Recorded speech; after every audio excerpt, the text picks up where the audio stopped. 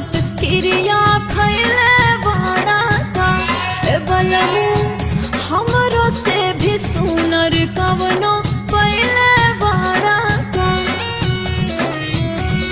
सजना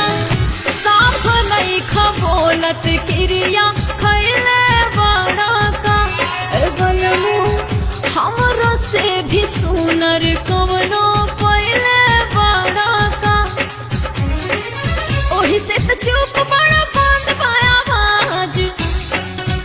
हाँ ओही से तो चुप बड़ा बंद पाया बाज काना राज बड़ा ए चुमा होठ लाली हमर लागे नहीं लाज काना राज बड़ा चुमा होठ लाली हमर लागे नहीं लाज काना राज बड़ा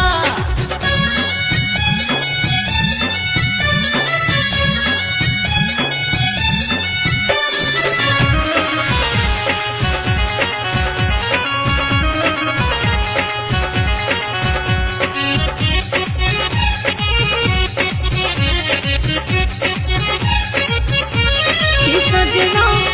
तू ही बड़ा जान जिंदगी कैसे जियब हो ए बलमू नाही मिलबा हमके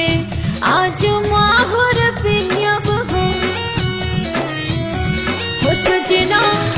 तू ही बड़ा जान जिंदगी कैसे जियब हो ए बलमू नाही मिलबा हमके आज माहुर पियब हो सच कहतानी राजा नहीं दगाबाज हाँ सच कहतानी राजा नहीं दगाबाज काना राज बड़ा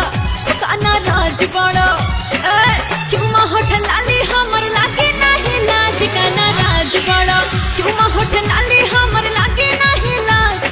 अरे काहे नाराज बड़ा अब तो बता दो।